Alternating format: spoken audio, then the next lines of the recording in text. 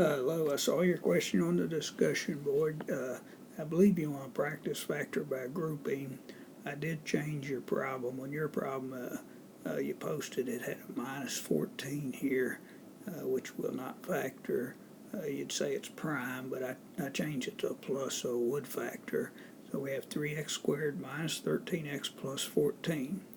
So you want to multiply your 3 and your 14 together, and I guess the 14 is now positive, and you get 42. So you want to look for two numbers whose product is 42 and whose sum's 13, which is the coefficient of linear term. And so I just list all the factors of 42, and this pair here, sum is negative 13. It's often the closest pair. So negative 6 and negative 7. So you want to break the negative 13x into negative 6 and negative 7x.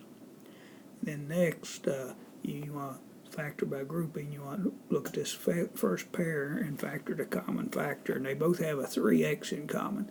So this would be 3x times x, and this would be 3x minus 3x times a 2. Then here, each of these have a 7 in common, and you also want to take the minus with it. So this is the same as minus 7 times x, and you break 14 into minus 7 times a negative 2. Two negatives would be a positive. And here I factored a common 3x, leaving me with x minus 14. Here I factored a common minus 7, leaves me with x minus 2. Now each of these terms has an x minus 2 in common. I factor on the right, leaving me with 3x minus 7. You could fold this and check that you can come back to the original trinomial. Hope this helps.